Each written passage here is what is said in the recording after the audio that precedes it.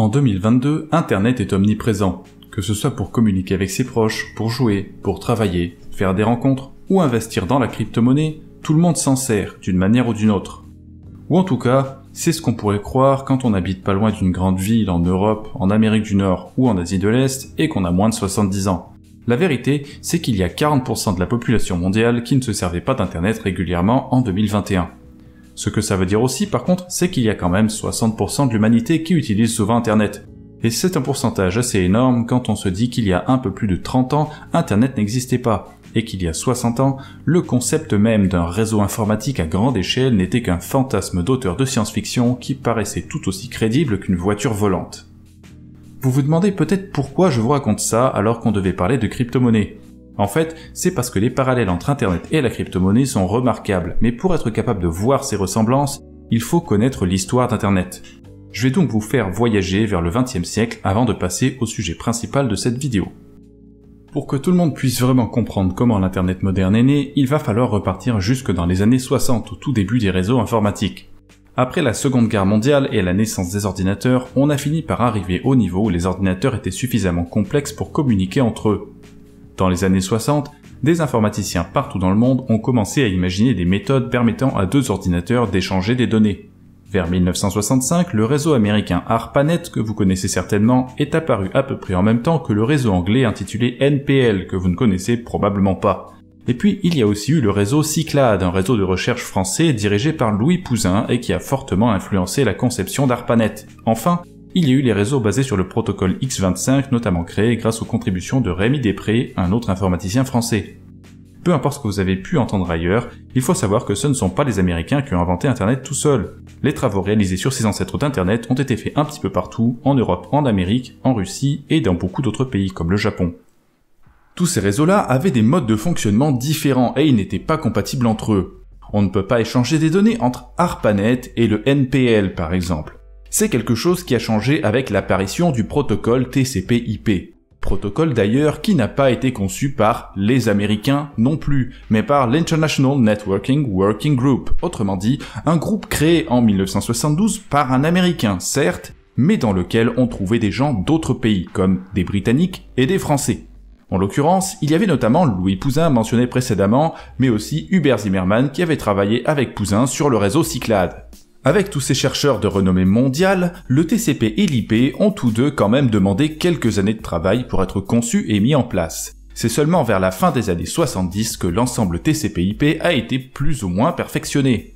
À partir de 1980, le TCP/IP s'est propagé à travers le monde, pays par pays. Divers réseaux, autrefois confinés au sein d'une même nation, se sont retrouvés connectés à d'autres. Il s'agissait là surtout de réseaux universitaires ou scientifiques, comme celui du CERN en Suisse, celui de l'INRIA en France ou celui de l'Université de Londres. Globalement, vers 1990, on pouvait dire que l'Internet était né. Un grand nombre de pays étaient interconnectés et la quantité de fournisseurs d'accès proposant leurs services au grand public a augmenté en flèche. Internet est passé d'un réseau essentiellement scientifique et universitaire à un réseau ouvert à tout le monde. Tout un tas d'autres innovations ont permis ce genre de choses, évidemment, comme les navigateurs, les adresses web vers 1989, etc. Mais le fait est que pour arriver à quelque chose de vaguement utilisable par le grand public, il a fallu plus de 25 ans de recherche et de progrès entre 1965 et 1990. Et encore, je suis généreux, parce qu'en 1990, il était très rare pour un particulier d'avoir accès à Internet, et il a fallu encore attendre 10 à 20 ans pour que ce fameux réseau devienne quelque chose de 100% intégré à la société moderne. Et puis, comme je l'ai expliqué au début, même aujourd'hui en 2021, il y a 40% de la population mondiale qui ne se sert pas régulièrement d'Internet. Autrement dit, il y a encore des gens qui n'y ont pas facilement accès ou pas accès du tout, alors que ça fait plus de 50 ans que l'idée d'un réseau d'ordinateurs existe. Nous en arrivons donc au sujet du jour, la connexion entre les blockchains, qui n'est pas si différente que ça d'Internet. Le Bitcoin était une idée révolutionnaire, mais il est comparable au tout premier des ordinateurs. Il ne dispose pas de toutes les fonctions que le public recherche, n'est pas forcément accessible à tout le monde parce qu'il est difficile à utiliser, etc. Quant à Ethereum, il faut tout de même rappeler qu'on lui a souvent donné le nom d'ordinateur mondial, The World Computer. Ce parallèle avec les ordinateurs que nous connaissons, je ne l'ai pas inventé. Et il en est de même pour toutes les autres crypto-monnaies modernes d'ailleurs. Elles sont comparables aux ordinateurs des années 60, non seulement parce qu'elles ne sont pas encore tout à fait adaptées à une utilisation par le grand public, mais aussi parce qu'elles ont encore beaucoup de mal à communiquer entre elles. Et tout comme pour les ordinateurs, la possibilité pour les blockchains d'échanger des informations décuplera leur utilité. Une blockchain connectée et qui peut envoyer des informations ailleurs, c'est une blockchain qui est accessible par tous ceux qui utilisent d'autres blockchains compatibles avec le système de communication utilisé. Pour illustrer tout ça, imaginons qu'il y a une blockchain qui a 10 000 utilisateurs et un réseau de communication qui permet de communiquer avec 2-3 autres blockchains qui ont au total 200 000 utilisateurs. Lorsque la petite blockchain sera connectée au réseau, ses utilisateurs pourront communiquer avec 210 000 autres personnes au lieu de seulement 10 000. L'échange de valeurs est facilité entre les réseaux et il devient possible pour les utilisateurs de la petite blockchain de commercer avec une plus grande quantité de clients par exemple. Aujourd'hui, des systèmes de communication inter-blockchain, il y en a plusieurs. D'abord, on trouve les systèmes centralisés, c'est-à-dire les plateformes d'échange la plupart du temps. Il est possible, après tout, d'envoyer de l'Ether sur Binance, de le vendre pour du Matic et de le retirer sur le réseau Polygon. Mais ça demande de créer un compte, peut-être de donner vos documents d'identité et d'attendre quelques jours, et puis de déclarer la création de ce compte à l'administration quelques mois plus tard. Lent, agaçant, et potentiellement dangereux si c'est une plateforme d'origine douteuse. Ensuite, il y a les fameux ponts, les bridges, qui sont des systèmes plus ou moins décentralisés permettant de transférer des actifs d'une chaîne à l'autre. Les systèmes utilisés varient, certains sont plus centralisés que d'autres, mais en tout cas, le principe est globalement le même. Il y a 2 contrats intelligents qui sont créés, un sur chaque réseau, et lorsque vous envoyez des jetons au contrat qui se trouve sur un réseau, un message est envoyé au contrat sur l'autre réseau et il vous transfère le jeton concerné sur votre adresse. Il s'agit souvent d'un jeton emballé, donc ce n'est même pas vraiment l'actif que vous avez envoyé. C'est juste un jeton qui vous donne le droit de retirer l'actif que vous avez envoyé sur le réseau initial et qui a donc la même valeur en principe sur l'autre réseau. Pour les placements financiers, c'est intéressant, mais il y a des inconvénients quand même, par exemple parce qu'il peut exister plusieurs ponts avec chacun leur version des jetons emballés. C'est ce qu'on a pu voir se produire sur Avalanche, dont j'avais parlé dans une vidéo précédente, au moment de la transition entre l'ancien et le nouveau pont. Les jetons ont changé de nom et d'adresse entre le premier et le deuxième pont, et il a fallu que leurs détenteurs les convertissent pour se servir du nouveau pont et des nouveaux jetons dans les systèmes de finances décentralisés qui se sont mis à jour. Et puis, le plus gros problème des ponts, c'est qu'ils ne sont pas toujours compatibles avec tous les actifs, et qu'ils ne sont jamais compatibles avec toutes les chaînes. Les gestionnaires du pont doivent manuellement déployer des systèmes supplémentaires entre les chaînes qu'ils veulent rendre compatibles avec leur pont, et potentiellement recréer des contrats de jetons emballés pour rendre compatibles les transferts de jetons qu'ils veulent offrir à leurs clients. Autrement dit, les ponts requièrent beaucoup de travail, ils ne peuvent pas être utilisés dans toutes les situations, et ils sont souvent lents et chers à cause des frais de transaction sur certains réseaux comme Ethereum. Enfin, le dernier type de système qu'on trouve actuellement, c'est celui des écosystèmes d'interopérabilité. Depuis quelques années, nous avons vu lentement arriver des crypto-monnaies comme Polkadot, Cosmos ou Avalanche.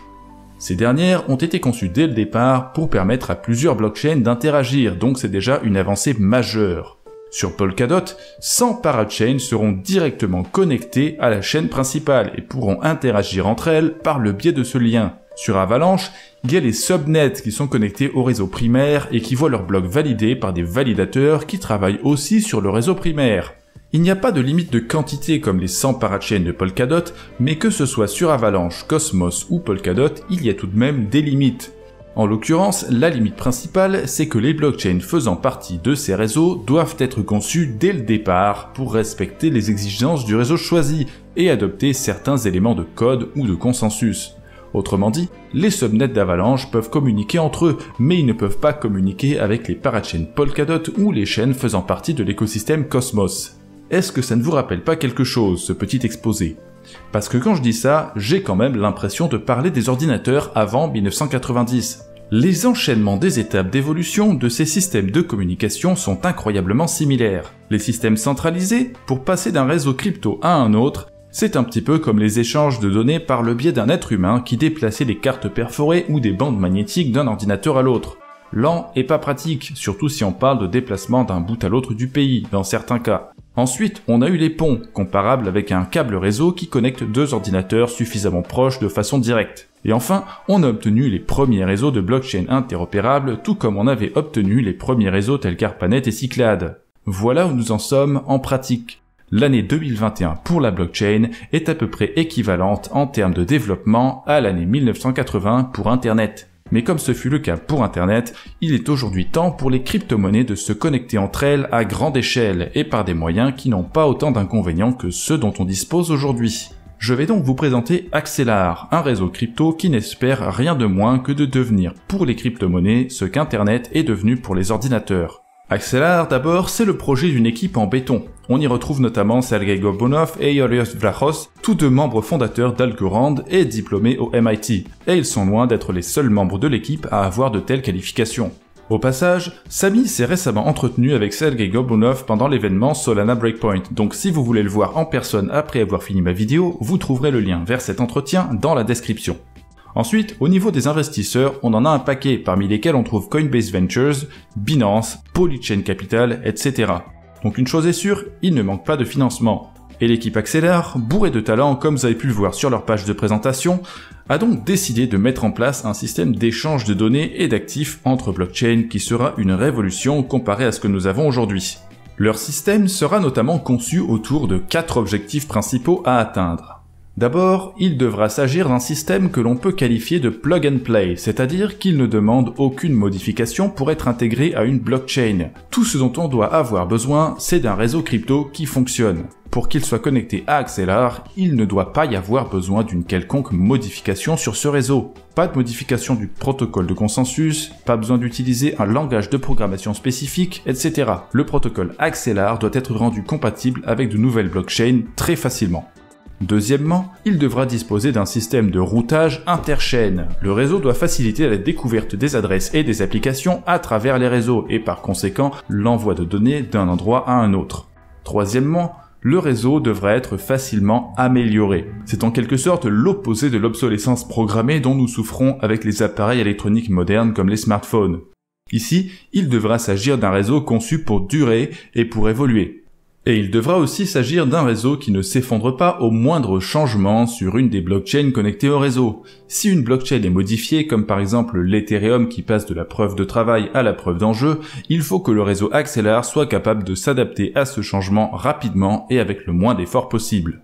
Dernièrement, il faut que les applications passant par Axelar puissent avoir recours à un langage unique pour toutes les actions qu'elles pourraient avoir besoin de réaliser, comme transférer un message, verrouiller ou déverrouiller des actifs, les transférer d'une chaîne à l'autre, etc.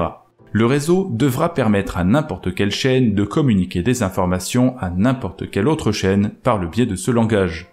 Et en matière de sécurité, il y a aussi un certain nombre d'exigences. D'abord, le réseau et les protocoles doivent être décentralisés, ouverts et permettre à tout le monde de participer équitablement. La base, mais c'est bon de le rappeler, vu comment certains systèmes de ponts fonctionnent. Le pont Celo Optics et le pont Chainbridge, par exemple, reposent sur des participants réputés de confiance. Ce n'est pas comme une plateforme d'échange où une seule société contrôle tout, mais c'est quand même loin d'une décentralisation parfaite.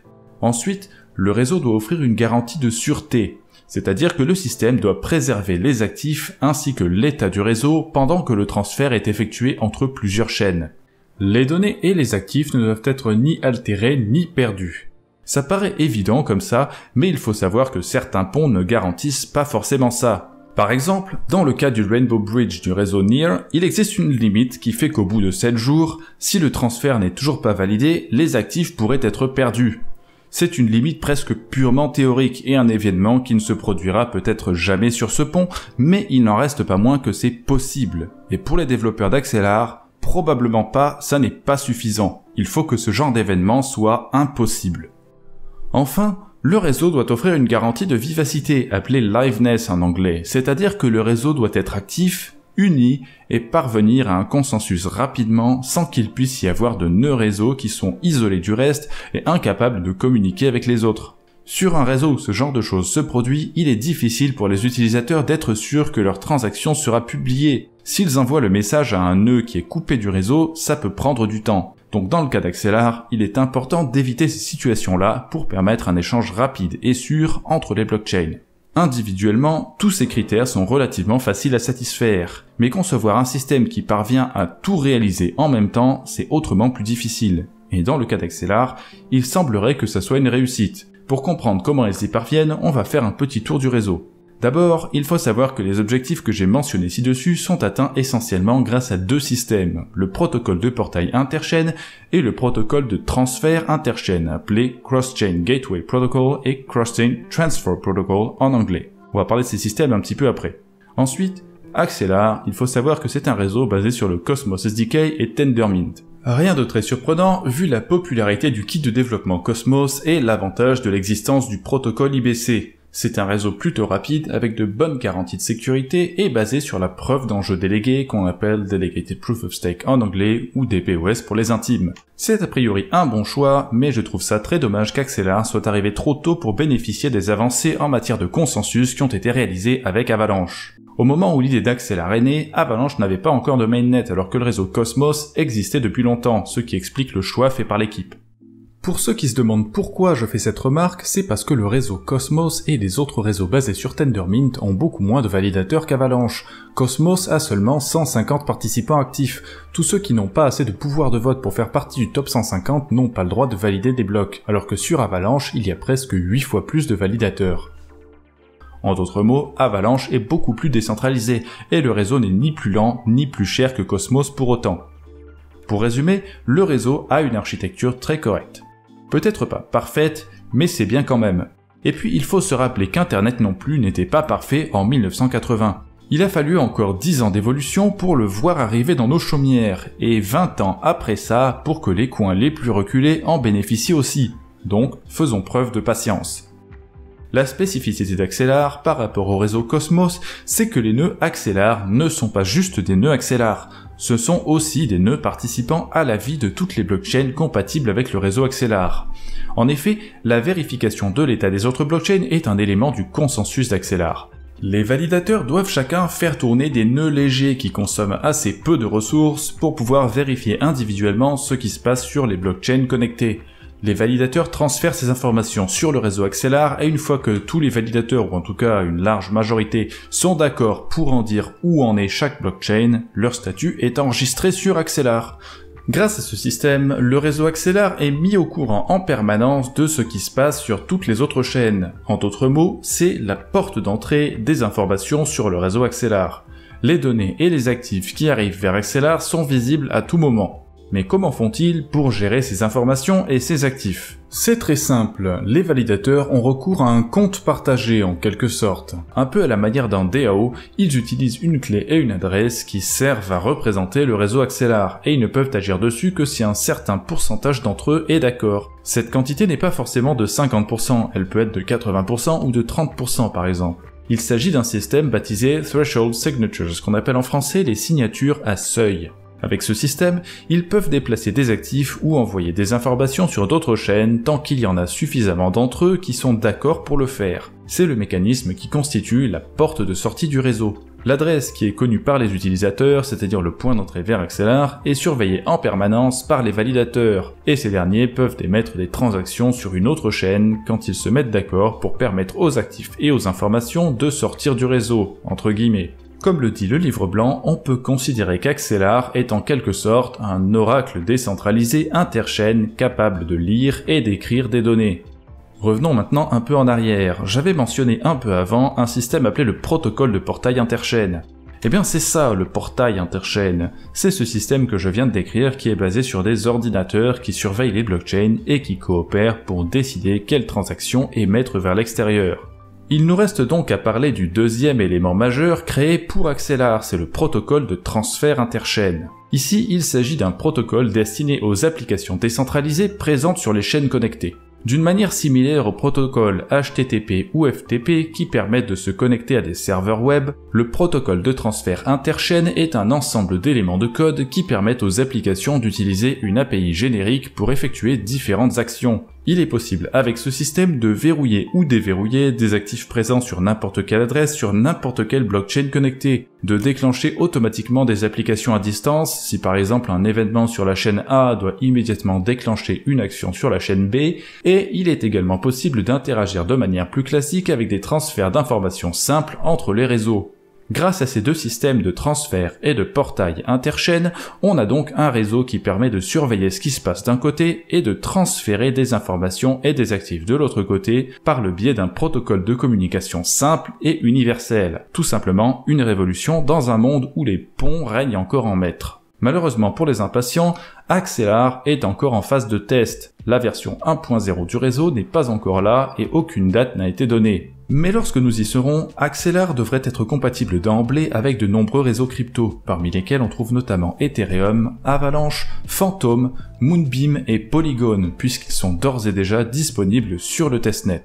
Maintenant vous vous dites peut-être que ce serait une bonne idée d'investir de suite dans Axelar, mais il va falloir attendre aussi. En fait, il n'existe pas encore de jetons Axelar, et il n'y a même pas de mise en vente prévue pour l'instant. Donc faites attention aux arnaques et surveillez bien les canaux officiels. On ne sait pas non plus à quoi ressemblera la répartition du jeton, quelles seront les quantités achetées par les fonds de capital risque, etc. Tout ce qu'on sait, c'est que la quantité maximale de jetons Axelar sera fixée à 1 milliard. Donc si vous voulez pouvoir discuter en français, être informé d'une éventuelle mise en vente du jeton et retrouver toutes les actualités importantes liées à Axelar, je vous conseille d'aller faire un tour sur le canal Telegram français officiel dont le lien se trouve dans la description. Vous aurez également l'occasion de poser à leur communauté toutes les questions que je n'ai pas traitées dans cette vidéo, et je sais qu'il y en a beaucoup. En tout cas, j'espère que cette vidéo vous aura donné envie d'en savoir plus. Si c'est le cas, je vous invite à aller voir tous les liens dans la description, et je vous dis à bientôt pour la prochaine vidéo sur la chaîne YouTube du Journal du Coin.